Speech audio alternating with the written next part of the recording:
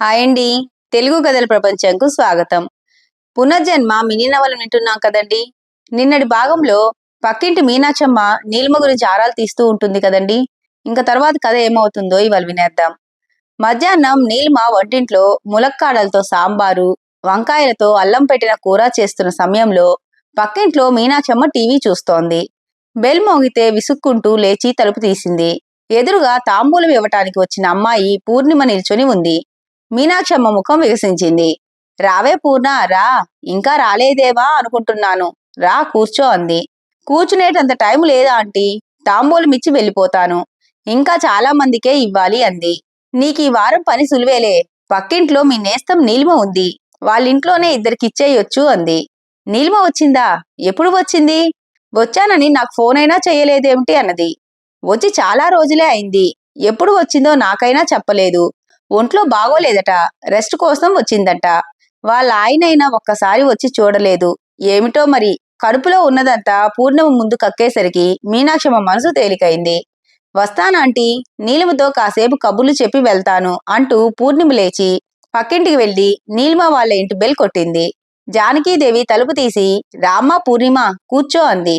కూర్చునేందుకే వచ్చానా ఆంటీ, నీలిమ వచ్చిందంట కదా, నాకు తెలియనే లేదు. ఫోన్ అయినా చేయలేదేమిటి తను అన్నది. ఒంట్లో అంతగా బాగుండటం లేదు. ఈవేళ కాస్త నయంగా ఉంది. వాళ్ళ నాన్నగారికి ఇష్టమైన వంటలు చేస్తోంది. నేను తన దగ్గరే ఉండి సాయం చేస్తున్నా. పూర్ణిమ తొందరగా తాంబూలం ఇచ్చి వెళ్ళిపోతే బాగుండును అన్నట్లుగా ఉంది జానకీదేవి ధోరణి. పూర్ణిమ ఆమె మనస్సును గ్రహించినట్లుగా తనని పిలవండి, ఇద్దరికీ ఓ మాటే తాంబూలం ఇస్తాను అంది. గత్యంతరం లేనందున జానకీదేవి వంటింటి గుమ్మంలోకి వెళ్లి నీ ఫ్రెండ్ పూర్ణిమ తాంబూలం ఇవ్వటానికి వచ్చింది. పూర్ణిమ నోము నోచుకుంది. పూర్ణిమ, ఇదిగో నీలిమ వస్తోంది. పూర్ణిమ త్వరగా వెళ్ళిపోవాలట, రా అంది. పూర్ణిమ అన్న మాట తగినన్నిసార్లు అన్నానా అని జానకీదేవి భయం. కూతురు ఎంత ఏకసంతాగ్రాహి అని తెలిసిన తల్లి భయం తల్లిది. నీలిమ నెమ్మదిగా బయటకు వచ్చి పూర్ణిమను చూస్తూ బాగున్నావా అంది. ఏమిటే అంత డల్గా అడుగుతున్నావు? ప్రాణ స్నేహితురాల్ని అని చెప్పుకోలేను గాని మనం క్లోజ్ గానే ఉండేవాళ్ళం కదా.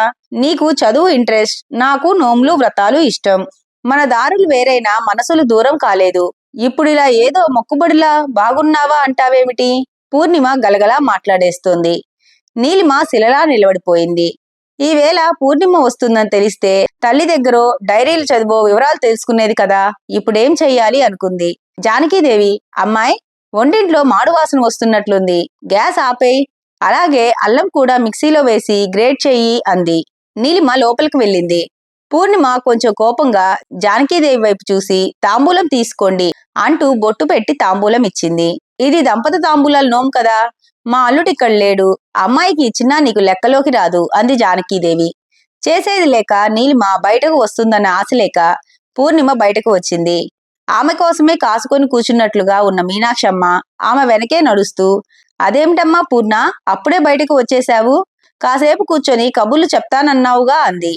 నీలిమ చాలా మారిపోయిందాంటీ. ఇదివరకు ఎప్పుడు వచ్చినా తనే ఫోన్ చేసేది. ఇప్పుడు నేను పలకరించినా మాట్లాడలేదు, ముభావంగా ఉంది అంది. ఒంట్లో బాగోలేదట, నీరసంగా ఉందేమోలే. సమాచారం రాబట్టాలంటే ఎవరిని వెనకేసుకొస్తున్నట్లు మాట్లాడాలో మీనాక్షమ్మ లాంటి వాళ్ళకి వెన్నతో పెట్టిన విద్య.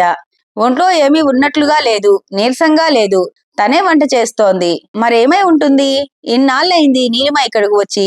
వాళ్ళ ఆయన ఒక్కసారి రాలేదు, పిల్లలు కనిపించలేదు. ఏమై ఉంటుందంటా అన్నది మీనాక్షమ్మ. పూర్ణిమకు అసలే నీలిమ తనతో సరిగ్గా మాట్లాడలేదని కోపంగా ఉంది. ఆ సమయంలో మీనాక్షమ్మ ఆరాలు ఆమెకు చికాకు పెట్టాయి. ఏమో, ఏమై ఉంటుందో నేనేం చెప్పగలను? అదిగో నేను తాంబూలం ఇవ్వాల్సిన ఇల్లు అంటూ వేగంగా కదిలింది. మీనాక్షమ్మ ఉసూరుమంటూ అత్తపోకిరి కోడలి చాకిరి సీరియల్ టీవీలో చూడటానికి వెనుదిరిగింది. హాయ్ శిరీష, నీలిమ మేడంని హాస్పిటల్ నుంచి డిశ్చార్జ్ చేశారట. మేడం హస్బెండ్ కాలేజీకి వచ్చి ప్రిన్సిపల్తో మాట్లాడి వెళ్లారు. ఇంకా కొన్నాళ్ళు లీవ్లోనే ఉంటారట. నిజమా? నీకెలా తెలుసు అంది. తెలుసుకోవాలంటే ఏమైనా తెలుస్తుంది. నీకు నిఖిల్ గురించి తప్ప ఇంకే విషయమూ పట్టదు కదా అన్నది.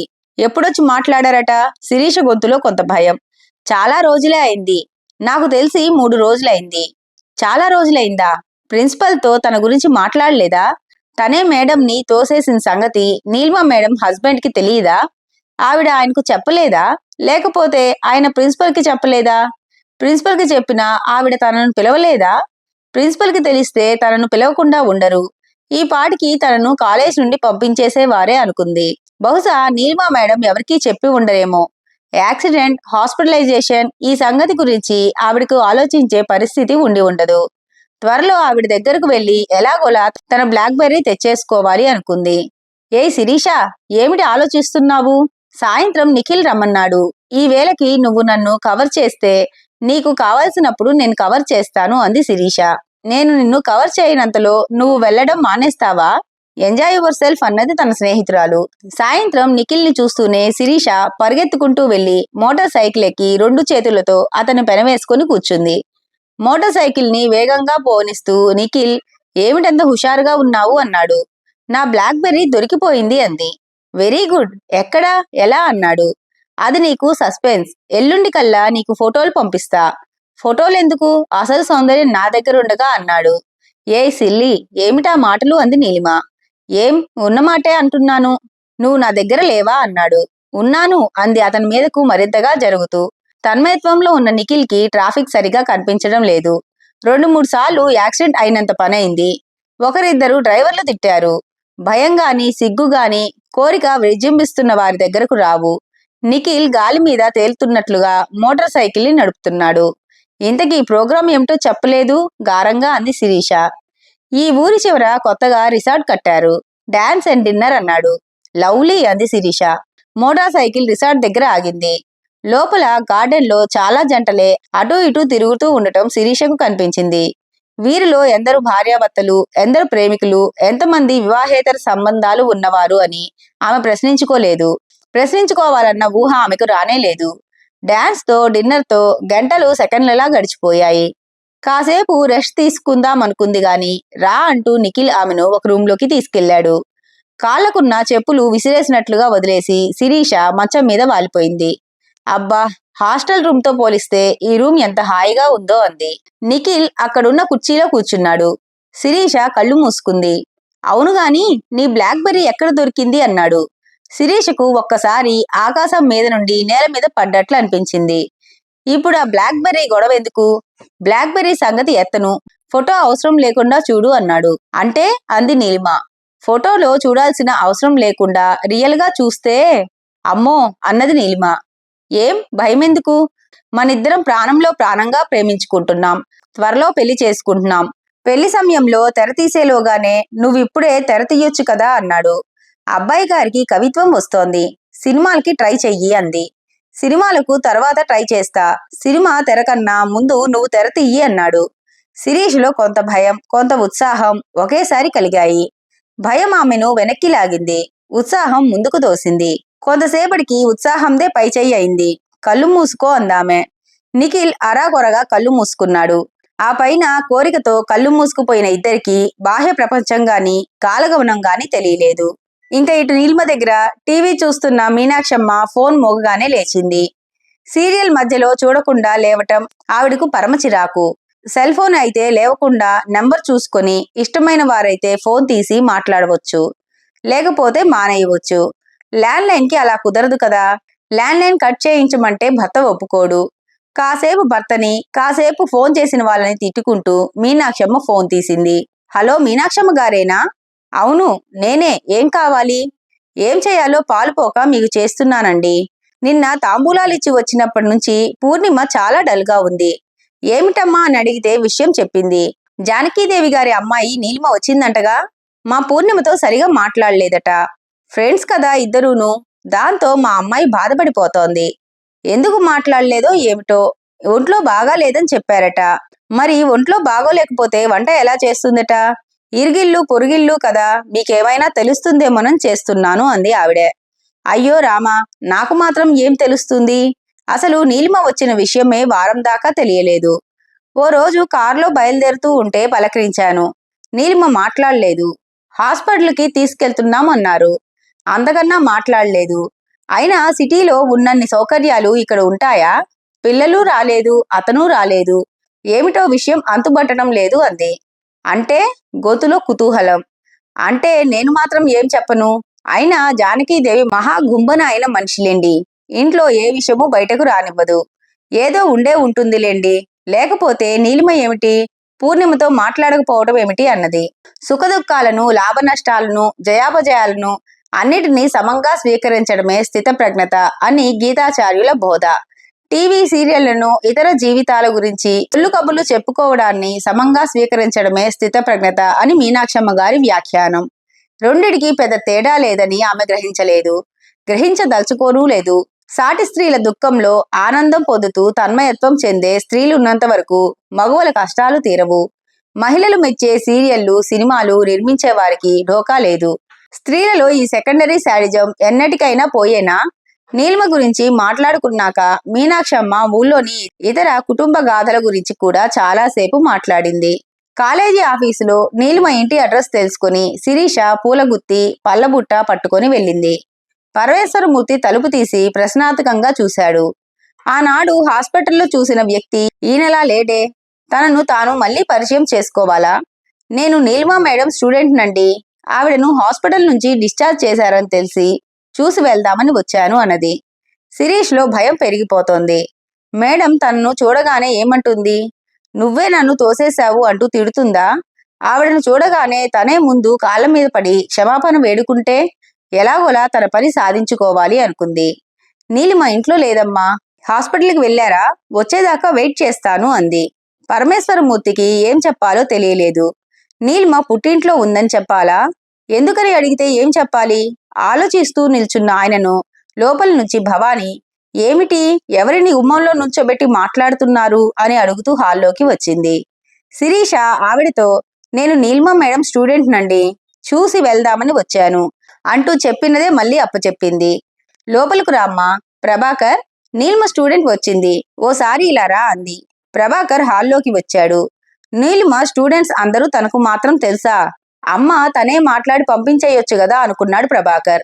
నమస్తే సార్, నా పేరు శిరీష, నీలిమ మేడం గారి స్టూడెంట్ని. నీలిమ ఇక్కడ లేదమ్మా, డాక్టర్ ఆమెకు రెస్ట్ కావాలంటే వాళ్ళ అమ్మా నాన్నలు తీసుకొని వెళ్ళారు. అయ్యో ఇప్పుడెలా అన్నది. ఏమిటలా అంటున్నావు? సబ్జెక్ట్లో ఏమైనా డౌట్స్ ఉన్నాయా అన్నాడు. అది కాదు సార్, నా బ్లాక్ బెర్రీ ఫోన్ ఆవిడ దగ్గరున్నది. ఆవిడ ఫోన్లో ఛార్జ్ అయిపోతే నన్ను అడిగి తీసుకున్నారు. ఆ తరువాత ఆవిడకు యాక్సిడెంట్, హాస్పిటలైజేషన్తో తీసుకోలేకపోయాను. ఈరోజు ఇంటికి వచ్చి అడుగుదాం అనుకున్నాను. నీలిమ ఇక్కడ లేనందుకు రిలీఫ్, ఫోన్ని ఆమెతో పట్టుకెళ్ళిందేమోనన్న భయం శిరీషలో సమంగా ఉన్నాయి. ఫోన్ని ఇక్కడే ఉంచేసి వెళ్తే బాగుండును, హాయిగా అడిగి తీసుకోవచ్చు అనుకుంది. నీలిమ బ్యాగ్ తనతోనే ఉంది, నీ బ్లాక్ బెర్రీ అందులోనే ఉందేమో, ఈసారి నేను వెళ్ళినప్పుడు అడిగి తీసుకొచ్చి ఇస్తాను అన్నాడు. శిరీష కొంత నిరుత్సాహంగా తల ఊపి సెలవు తీసుకుంది. జానకీదేవి శుక్రవారం గుడికి వెళ్లి నీలిమ త్వరలో మామూలు మనిషి కావాలని కోరుకుంటూ అర్చన చేయించింది. పూజారి ఇచ్చిన పూలు ప్రసాదము కళ్ళకద్దుకొని గుడి ఆవరణలో స్తంభం పక్కన కూర్చుంది. భక్తులు గుడిలోకి వెళ్లి వస్తూ ఉన్నారు. నీలిమ గురించి ఆలోచిస్తూ కూర్చున్న దగ్గరలో నీలిమ అన్న మాట వినిపించగానే ఉలిక్కిపడింది. నీలిమ అన్నంతలో తన కూతురే కావాలా? ఆ పేరుతో చాలా మందే ఉండి ఉంటారు. అదే నేను విన్నాను. నెల రోజులుగా ఇక్కడే ఉందిట. అసలు బయటకు రావటం లేదుట. ఒంట్లో బాగోలేదంటున్నారు, కానీ వంట కూడా చేస్తుందట. పూర్ణిమ తాంబూలం ఇవ్వటానికి వచ్చినా పలకరించి మాట్లాడలేదట. సందేహం లేదు, ఈ మాటలు తన ముద్దల పట్టి గురించే. జానకీదేవి కళ్ళు వర్షించడానికి సిద్ధంగా ఉన్నాయి. అసలు ఒంట్లో బాగోలేదంటావా, ఇంకేమైనా అయి ఉంటుందంటావా? అదే మాట మీనాక్షమ్మ గారు అడిగింది.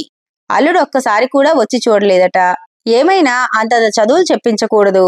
ఈ ఆడపిల్లలు పెద్ద చదువులు, పెద్ద ఉద్యోగాలు కళ్ళు నెత్తి మీదకు వచ్చేస్తాయి. మొగుడుతో నువ్వెంత అంటే నువ్వెంత అనడం ఏ మగాడైనా ఎంతకాలం ఓర్చుకుంటాడు? అందుకే మా పిల్లకు డిగ్రీ కాగానే పెళ్లి చేసేశామని ఇంకొక ఆవిడ. జానకీదేవి ఇంకా అక్కడ ఉండలేకపోయింది. ఎలా ఆటో ఎక్కిందో, ఎలా ఇంటికి వచ్చిందో ఆవిడకే తెలియదు. మనిషి నాలుకలో విషం ఇంతగా ఉంటుందా?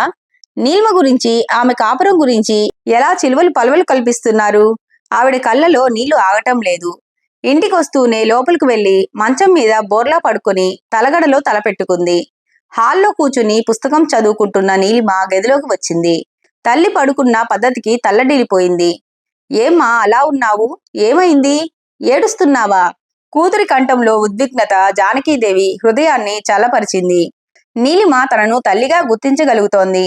కూతురు చూపించవలసినంత ప్రేమను చూపించగలుగుతోంది. నీలిమలో మార్పు వస్తోంది. ఆమె త్వరలో యాక్సిడెంట్ కి ముందున్న నీలిమలా మారిపోతుంది.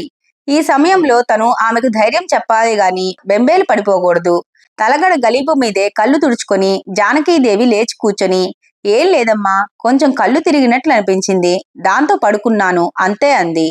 సాయంత్రం భర్తతో జానకీదేవి నీలిమకు వినిపించకుండా విషయం చెప్పింది. సీతారామారావు కదలలేకుండా కూర్చుండిపోయాడు. ఎంత క్రూరంగా ఆలోచిస్తున్నారు, ఎంత క్రూరంగా మాట్లాడుతున్నారు. ప్రభాకర్ అనేక కారణాలుగా రాలేకపోతున్నాడు. ఇలా లేనిపోనివి కల్పించడమేమిటి? నువ్వు ఈ వేళ విన్నావు, కానీ ఎందరూ ఇంకెన్ని మాట్లాడుకుంటున్నారో. ఏం చెయ్యాలిప్పుడు? ఈసారి నీల్మను డాక్టర్ గారి దగ్గరకు తీసుకెళ్లినప్పుడు ఆయనతో ఈ విషయం గురించి అడుగుదాం, ప్రభాకర్తో కూడా మాట్లాడదామన్నాడు. అవునండి, అదే మంచి పని అన్నది. ఇంక తరువాత కథ ఏ మలుపు తిరుగుతుందో రేపటి భాగంలో వినేద్దామండి. ఈ నవలిక గనక మీకు నచ్చినట్లయితే లైక్ చేసి, షేర్ చేసి, కామెంట్ చేసి మీ అభిప్రాయాన్ని తెలిపేయండి ఫ్రెండ్స్. ఇక ఉంటానండి. By by.